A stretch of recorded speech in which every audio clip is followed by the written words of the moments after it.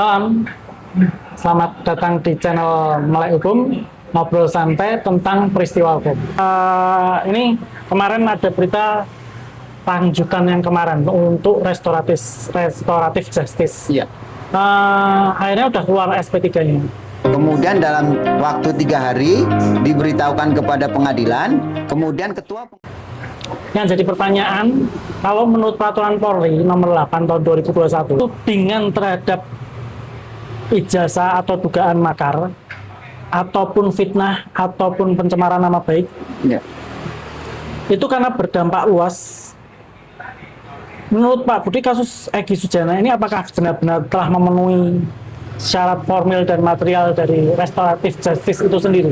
Ya, kalau kita berkaca ya dari proses restoratif justice yang ada yang dulu adanya di peraturan Polri di tahun 2021 kalau tidak salah, itu memang ada spesifikasi kasus-kasus tertentu.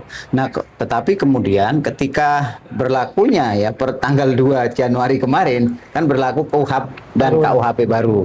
Artinya apa? Artinya kemudian mekanisme restoratif justice ya mau tidak mau harus mengikuti di ketentuan KUHP tersebut.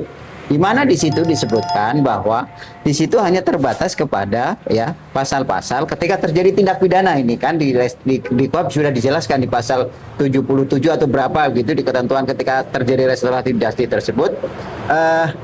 Restoratif justice hanya bisa dilakukan terhadap tindak pidana terhadap tindak pidana ya tindak pidana kalau tidak salah baca itu adalah berkaitan dengan tindak pidana yang ancaman hukumannya adalah denda kategori 3 dan di bawah 5 tahun, ya kan? Itu yang pertama. Kemudian yang kedua, di samping itu adalah bukan pengulangan tindak pidana, artinya baru tindak pidana pertama kali dilakukan oleh si pelaku.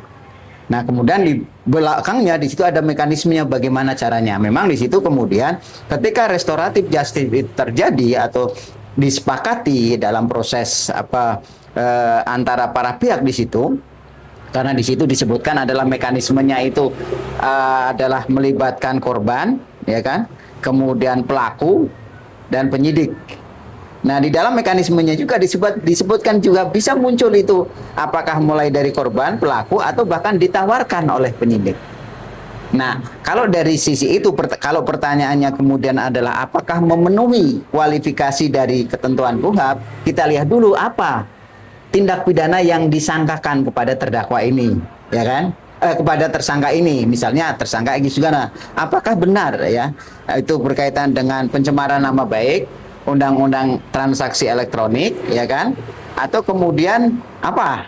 Karena Kan urusannya sama ancaman hukuman. ya, karena urusannya dengan minimal ancaman hukum maksimal 5 tahun dan denda kategori kategori 3. Nah, kalau kita lihat di undang-undang ITE, karena dengan berlakunya undang-undang KUHP yang baru ini pun maka beberapa aturan termasuk ITE itu diserap dalam KUHP yang baru. Di situ ancaman hukumannya adalah 9 tahun.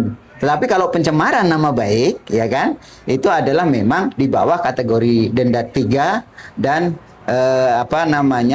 maksimal pidananya kurang dari 5 tahun. Artinya kalau memang pasal-pasal itu yang disangkakan kepada Egy Sujana dan Dame Hari Lubis ini ya secara normatif sebagai syarat objektifnya terpenuhi. Cuman persoalannya kan kemudian mekanismenya. Karena apa? Karena di dalam KUHP juga sudah diatur bagaimana kemudian setelah terjadi perdamaian kesepakatan apa antara si korban, ya kan, bukan pelapor ini kan, antara korban dan si pelaku, ya kan, kemudian setelah terjadi kesepakatan itu dituangkan dalam sebuah kesepakatan, baru kemudian diberitahukan kepada penuntut umum untuk dimintakan penetapan ketua pengadilan. Nah, pertanyaannya, apakah mekanisme ini sudah dilakukan dalam proses penerbitan SP3 tadi, begitu kan? Ini pertanyaan yang kemudian, karena kan kalau lihat di prosesnya begitu 1 hari ketemu, memang di situ di KUHP sangat rigid sekali aturannya. 7 hari setelah proses adanya kesepakatan ini, ketika dalam proses penyidikan ada kesepakatan restorasi ini, maka harus mau tidak mau diberitahukan kepada penyidik untuk segera ditetapkan ke ketua pengadilan. Begitu.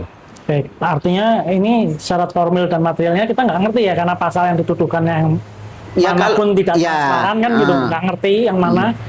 Terus artinya siapapun juga berhak ya, ada inisiatif dari baik korban maupun pihak pelaku, kepolisian atau pelaku atau kan. bahkan penyidik kalau bahasa KUHP-nya seperti itu. Nah, yang pertanyaan berikutnya Pak, karena kasus ini kan sebenarnya pelapornya juga ini kan kasus publik ya, bukan deliknya bukan delik aduan, artinya delik publik. Yang melaporkan pun orang lain kan gitu, Iya. bukan korban. Nah, apakah perdamaian ini pun juga antara korban atau pencabutan dan SP3 ini berlaku cukup dengan korban atau memang harus melibatkan pihak pelapornya? Ya, kalau kita kembali kepada KUHP lagi begitu ya, KUHP yang baru tentunya, memang di situ disebutkan bahwa ketika dalam proses penyelidikan, ya, maka terjadilah perdamaian antara korban dengan pelaku kalau dalam proses penyelidikan. Tetapi kalau sudah proses penyidikan, maka adalah tentunya dengan tersangka, ya kan, tersangka dengan korban begitu kan. Ya, artinya tersangka ini sebagai pelaku dan korban. Nah, persoalannya kemudian bahwa apakah tindak pidana ini, kan kita tidak tahu, masyarakat awam ini kan hanya pengetahuannya adalah korbannya adalah dalam kasus Egy ya dan DHL Damai Hari Lubis ini kan korbannya adalah mantan presiden begitu. Tapi siapa pelapornya kan kita tidak tahu. Kaitannya dengan yang pertama adalah tindak pidananya dulu. Apakah benar tindak pidananya adalah pencemaran nama baik?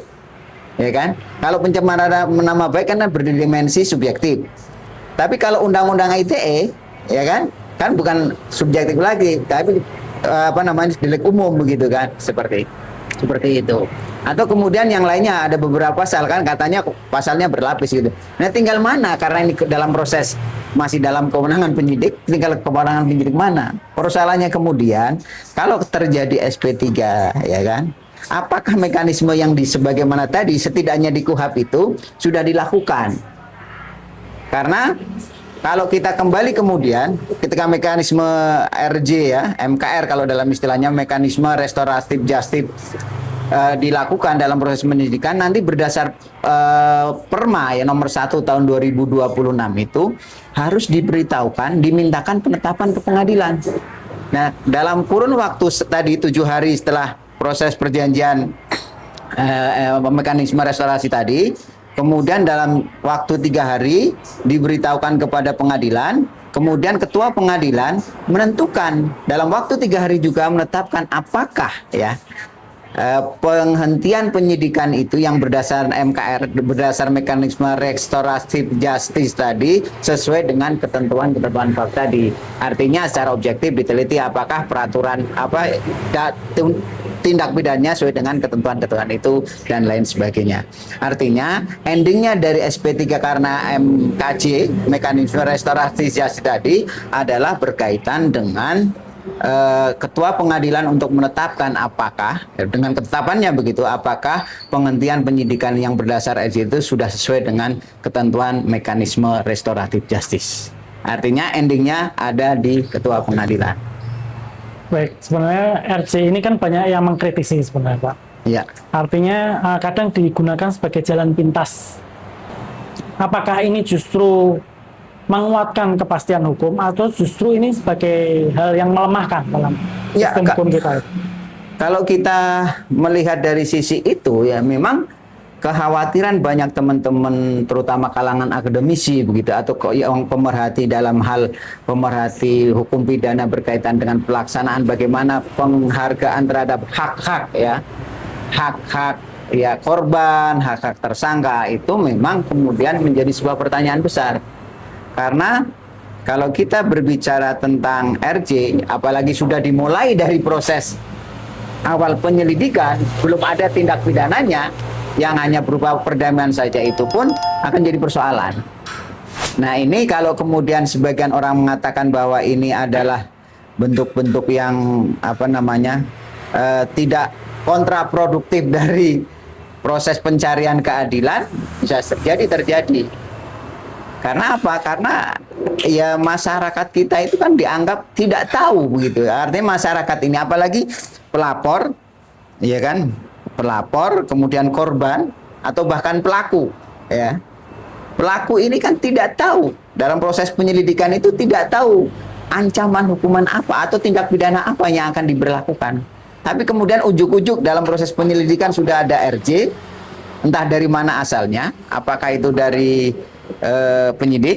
penyelidik atau dari pelapor, ya kan? Baru pelapor saja bisa mengajukan RJ. Bukan tidak mungkin akan terjadi penyalahgunaan karena ketidaktahuan dari para pihak yang terlibat dalam mekanisme RJ tersebut. Nah, ini kan ada pergeseran. Jadi yang dulu sifatnya sistem hukum kita ini adalah penghukuman, Ya. sekarang kan lebih mengedepankan untuk restoratif ini Ya. tadi. Nah, yang jadi masalah ini apakah ini nanti berlaku adil atau hanya untuk mengamankan tokoh-tokoh tertentu nih nanti jadi apa? Ya, kalau kemudian kita baca ya dari fenomena gitu, bukan baca dari teks normatif undang-undangnya, ya bukan tidak mungkin itu terjadi. Mengamankan dalam tanda kutip itu artinya ketika terjadi sebuah peristiwa pidana yang menyangkut kekuasaan, ya, kekuasaan, rejim atau hegemoni, ya, siapapun yang punya hegemoni begitu, maka bukan tidak mungkin konsep RJ itu diperlakukan dalam rangka untuk mengamankan hegemoni tersebut, ya kan? Bukan pada persoalan keadilan. Karena apa? Karena kembali lagi bahwa terpelaku atau terlapor gitu kan, terlapor itu tidak punya kuasa untuk menentukan, ya. Bahkan pelapor sendiri tidak punya kuasa untuk menentukan tindak pidana apa, karena prosesnya sudah dari penyelidikan. Tapi kalau kemudian kita bicara semangat restoratif, ya, semangat bukan menghukum, ya, bukan menghukum dari konsep KUHP maupun KUHAP-nya sendiri. Kalau itu benar-benar dilakukan, misalnya idealisnya kan di tingkat persidangan. Karena apa? Disitulah muncul wise-nya, wisdom-nya hakim, karena melihat sudah faktanya sudah terbongkar semua, peristiwa pidananya sudah ada, barulah restorasi justice itu dilakukan. Jadi itu sangat luar biasa kalau itu terjadi. Makanya kemudian di dalam pasal-pasal KUHAP di situ kan ada istilahnya pasal judicial pardon. Artinya kewenangan majelis hakim atau hakim pemeriksa perkara untuk menentukan bahkan sampai ada putusan, ya. Putusan kita kenal ada istilah putusan pemutusan tidak bersalah. Putusan tidak bersalah kan, pernyataan tidak bersalah seperti itu. Jadi istilahnya seolah-olah putusan pemaafan yang tidak perlu adanya sanksi pidana penjara maupun tindakan, hanya pidana denda. Istilahnya putusan pemaafan hakim. Dan itulah sesungguhnya kalau kita bicara dari model restoratif justice itu, ya bentuknya idealnya adalah putusan pemaafan hakim. Jadi orang ini sudah dinyatakan tindak pidananya apa, sudah dinyatakan bersalah, tapi tidak perlu, ya, tidak perlu menjalani pidana atau tindakan, tetapi cukup dengan melakukan misalnya kalau di dalam pidananya kan ada macam-macam gitu kan. Ada proses misalnya kerja sosial dan lain sebagainya. Beda lagi dengan putusan bersyarat kan seperti itu. Jadi memang restoratif justice itu alangkah lebih baiknya kalau memang pada saat proses pemeriksaan di persidangan. Akan lebih ideal dan nampak secara kasat mata due diligence-nya proses peristiwa pemeriksaan perkara pidana. Artinya agar kepastian hukum ini juga bisa terang dan benderang gitu ya. Betul Pak? sekali. Nah, kalau melihat dari sisi RJ ini, menurut Pak Budi, perlu ada perbaikan aturan seperti apa nih kira-kira yang tadi yang mungkin bisa disampaikan, selain misalnya memang pemeriksaannya ketika di tingkat persidangan seperti itu. Artinya sudah ada putusan pengadilan, baru nanti seperti yang disampaikan bahwa dengan aturan yang baru penghukumannya artinya tidak harus Jadi sebenarnya kalau perbaikan nomenklatur atau aturan saya kira tidak perlu. Tinggal bagaimana kemudian aparatur terutama penegak hukum ini bisa menjalankan mekanisme RJ yang diatur itu benar-benar sesuai dengan proses due diligence. Jadi antara hak dari si pelaku, korban, pelapor itu benar-benar tercukupi. Jadi inisiatif untuk melakukan RJ ini yang disebutkan di situ, ya kan? Baik bisa dari korban, pelaku, ya kan? Kemudian penyidik atau penuntut umum itu benar-benar transparan sehingga proses due diligence-nya itu benar-benar terjadi. Yang lebih nggak eloknya kan ketika proses penyelidikan sudah bisa RJ ini kan sangat tidak elok. Nah itu bisa jadi kalau nomenklatur itu dihilangkan juga tidak masalah, karena sekarang RJ ini pun ada setidaknya 8 gugatan di Mahkamah Konstitusi kaitannya dengan Kitab Undang-Undang Hukum Pidana. Termasuk diantaranya pasal-pasal yang berkaitan dengan RJ dan saksi mahkota kelihatannya kalau tidak salah. Ada setidaknya 8 gugatan berkaitan dengan Kitab Undang-Undang Hukum Pidana kita. Dan saat ini masih dalam proses pemeriksaan. Dengan adanya KUHP atau KUHP baru ini kan mulai berlaku. Ya. Karena pembahasan ini cukup menarik karena kita benar-benar sedang dalam proses pemahaman ya. Artinya mengikuti aturan yang baru seperti itu. Jadi pembahasan ini akan sama gitu, akan panjang terkait dengan karena kita harus memahami satu persatu. Betul sekali, karena memang kemudian akan selalu berkembang sesuai dengan kondisi. Bahwa kemudian misalnya pada kasus Egy Sujana dan DHL ini, Damai Hari Lubis ini menjadi sedemikian rupa hingga karena memang kemudian yang muncul di masyarakat adalah bahwa tidak ada proses transparansi dari penyidik ketika proses RJ itu dilakukan. Kita tidak tahu ya, apakah kemudian yang kemarin kan lucunya lagi di media kan muncul ternyata RJ itu muncul setelah ketemu antara korban korban dengan pelaku tersangka begitu. Kita tidak tahu siapa pelapornya gitu kan, satu itu tidak jelas semuanya. Kemudian setelah itu baru 1 hari itu kemudian diterbitkanlah SP3. Kalau di KUHP itu kan dalam maksimal 7 hari. Nah, apakah ini kemudian dianggap sebagai sebuah kerja baik dari teman-teman penyidik? Walam, tapi persoalannya kan kenapa harus secepat itu begitu? 7 hari kesepakatan RJ di dalam KUHP tersebut baru kemudian bisa diterbitkan SP. Artinya kan perlu diperiksa dulu lah. Artinya benar-benar diproses apakah syarat-syarat material formnya terpenuhi begitu kaitannya dengan tindak pidana seperti itu.